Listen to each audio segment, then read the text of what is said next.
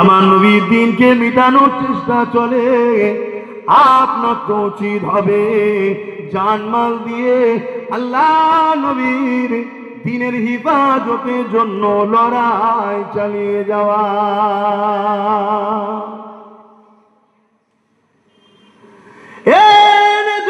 তরুণেরা, আল্লাহ নবীর জীবনে এমনও দিন গেছে, আল্লাহ নবী পেটে 3 দিন পাথর পর্যন্ত পেরে কাটিয়েছে। আল্লাহ নবীর জীবনে এমনও দিন গেছে, নবী আমার খাজুরের গুড়িকে পিটিয়ে পিটিয়ে নরম করে তাতে মাথা দিয়ে ঘুমিয়েছে।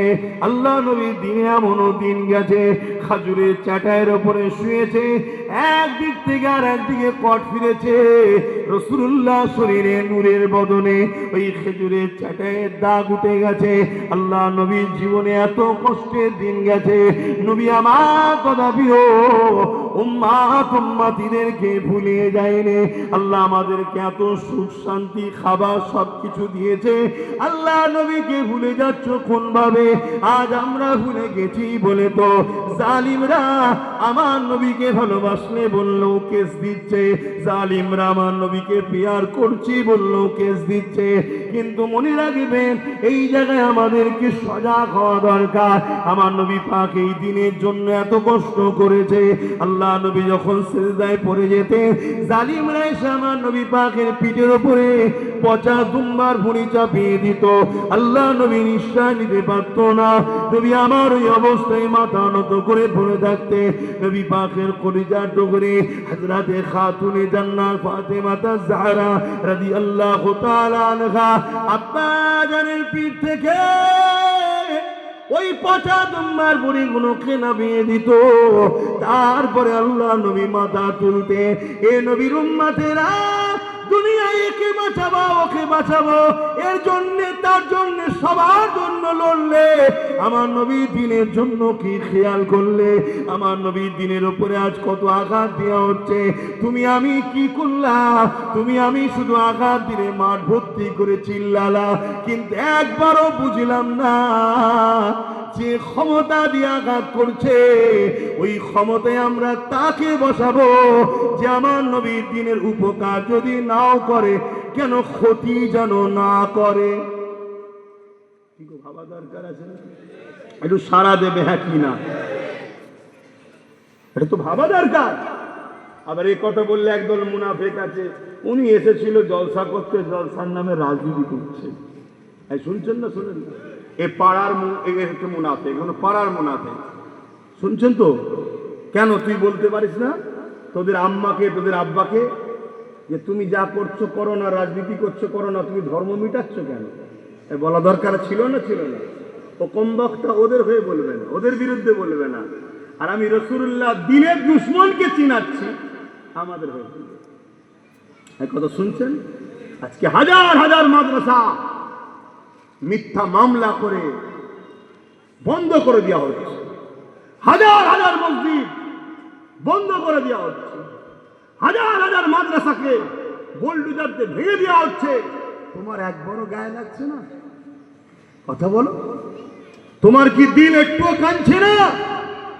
তোমার তো ভাবা দরকার। আমার নবীর মাদ্রাসাকে ভাঙছে, আমার জায়গায় আমার নবীর ঘর ভাঙছে, কোন পাওয়ারে? কথা বলো, কোন পাওয়ারে? ওই পাওয়ারটা ওদেরকে কারা দিয়েছে? আমরাই তো দিয়েছি। একবার তো ভাবা দরকার। কিন্তু আজ আমরা এত দুনিয়াদার হয়ে গেছি, আর আমাদেরকে জালিমরা এই সুযোগে ফিরির নামে মদ বিক্রির টাকা খাওয়াচ্ছে, ফিরির নামে দেহ বিক্রি করার লাইসেন্স দিয়েছে, ওখান থেকে যে ইনকাম হয় সেই টাকা দিচ্ছে। শুনছেন তো নাকি? ভাষা খারাপ লাগছে নাকি? ফিরির নামে আমাদেরকে সেই সব সম্পদ খাওয়াচ্ছে যে সম্পদ ইসলামে হারাম, কিন্তু আমরা সেই সব খেয়ে ফেলছি, আমাদের হুঁশই নাই।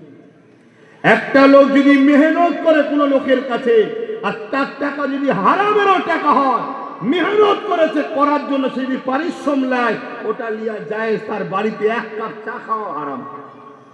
শুনছেন তো?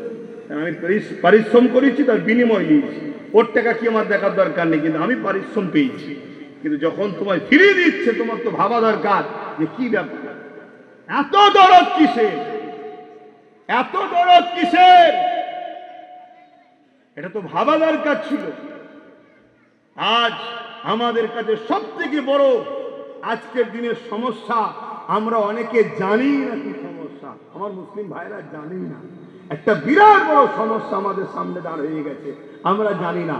ওটা আমি বলতেও চাইছি না। কিন্তু দ্বিতীয় যে সমস্যা আমাদের কাছে, সেটা হলো ওয়াকাফ। কি গো, সমস্যা না সমস্যা নয়? একটু ওয়াকাফ নিয়ে বলবো, কেন আপনাদের টাইম শেষ। একটু ওয়াকাফ নিয়ে বলবো, তারা শুনতে চাইছেন হাত তুলে দেখান। শুনতে চাইছেন? ওয়াকাফ হলো ইসলাম ধর্মের একটা পার্ট। ওয়াকাফ হলো ইসলাম ধর্মের একটা পার্ট, অর্থাৎ আল্লাহর রাস্তায় দান করা সম্পদ ওয়াকফে লিল্লাহ। যে সম্পদের উপরে হয় মসজিদ আছে, নাই মাদ্রাসা আছে, নাই কবরস্থান আছে, না ঈদগাহ আছে। আপনারা কি চান আল্লাহর ঘরগুলোকে ভেঙে দিক, মসজিদগুলো ভেঙে দিক, মাদ্রাসাগুলো ভেঙে দিক, এই জমিগুলোকে প্রমোটিং করে এই ঈদগাহকে কোটি কোটি টাকায় বিক্রি হয়ে যাক, এটা আপনারা চান? এই পরিকল্পনার জন্য কেন্দ্র সরকার একটা আইন তৈরি করেছে। ওই আইনটার বিরোধী করা দরকার আছে না নাই? জোরে বলুন। আল্লাহ রসুল বলছেন, অন্যায় দেখলে হাত দিয়ে রোখো। মুনাফিকরা আমার এই বক্তব্যটাকে কেটে ছড়াচ্ছে, পুরোটা শোন আমি কি বলেছি।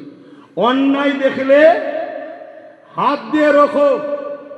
আমার মসজিদকেও ভাঙতে এসছে, ঈদগাহকেও দখল করতে এসছে, এটা নাই না অন্যায়? ইসলাম বলছে অন্যায়কে হাত দিয়ে রোখো।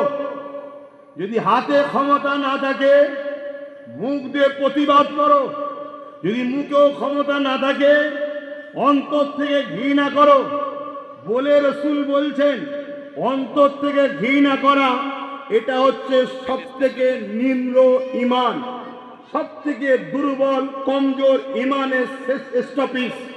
1 নম্বর ঈমান হাত দিয়ে রুকা, 2 নম্বর ঈমান মুখ দিয়ে প্রতিবাদ করা, অন্তর থেকে ঘৃণা করা সব থেকে কমজোর দুর্বল একেবারে শেষ লেভেল। যদি এই তিনটের মধ্যে কোনোটা না থাকে, অর্থাৎ হাত দিয়েও রোখে নে, মুখ দিয়ে প্রতিবাদও করে নে, অন্তর থেকে ঘৃণা করে নে, উপরন্ত তার সাথ দিচ্ছে রাসূলুল্লাহর হাদিস, তার মধ্যে ঈমান নাই। তার মধ্যে কি নাই? জোরে বলুন, ঈমান নাই। তাহলে কেন্দ্র সরকার যে অন্যায় করছে, যদি আজকে হাত দিয়ে না রুকা যায়, যদি হাতে ক্ষমতা না থাকে, মুখ দিয়ে প্রতিবাদ করতে হবে। যদি মুখ দিয়ে প্রতিবাদ নাও করতে পারো, অন্তর থেকে ঘৃণা করো। যদি অন্তর থেকে ঘৃণা করতে না পারো, উপরন্ত তাকেই ভোট দিয়ে ক্ষমতায় যদি কোনো মুসলমান আনতে চায়, রাসূলুল্লাহর হাদিস নিয়ে তার মধ্যে ঈমান। জোরে বলবেন না? কেন? সে দুশ্মনকে যে 3টে স্তর দিয়েছে, অন্যায়ের বিরুদ্ধে 3টে স্তরের কথা না ভেবে উপরন্ত অন্যায়কে সাথ দিয়েছে আরো শক্তিশালী করার জন্য। ঠিক এই হাদিসটাই যদি আমার রাজ্য সরকার বলে কোরআন শেষ হয়ে যাবে, উন্নয়ন শেষ হবে না, এটা কোরআনের পক্ষে কথা না বিরুদ্ধে? এটা নাই না অন্যায়? যদি বলা হয় রেশনের দ্বারা বাড়ি বাড়ি সব সেরেকি গায়রুল্লাহর নামের কি বলে খাদ্য পৌঁছাও, এটা নাই কাজ না অন্যায় কাজ? যদি কেউ বলে এখানে আন্দোলন নয়, দিল্লি গিয়ে আন্দোলন করো, অর্থাৎ মসজিদ ভাঙবে, তুমি বিরোধী করতে পারবে না, এটা নাই না অন্যায়? যদি এই অন্যায়ের বিরুদ্ধে হাত দিয়ে না লড়ো, মুখ দিয়ে প্রতিবাদ না করো, অন্তর থেকে যদি এই মুনাফিককে ঘৃণা না করো, রাসূলুল্লাহর হাদিস অনুযায়ী তার মধ্যে ঈমান। জোরে বলো। এটা বলাতে কিছু মুনাফিকের কষ্ট হচ্ছে, শুনছেন তো? কেন? তোদের তো অনেক মৌলী সাহেব আছে ভাড়াটিয়া, চল না একদিন ব্রিগেডের ডেট কর, বাহাস হবে। বস, শুনছেন তো নাকি? তোদের হাতে প্রশাসন আছে, সরকার আছে, আমি যাবনি মানে চাংচুলা করলে চলে যাবি, চিন্তা করছিস কেন? কি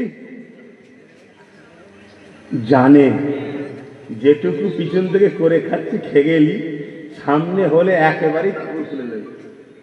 কথা বুঝছেন তো নাকি? আল্লাহ শুকর করে বলছে, অম্মা বিনিমাতি রাব্বিকা ফাহাদ্দিস, আমার জন্য লড়ছি না দিনের জন্য? জোরে বলেন। খুব ভালো তারে বোঝো।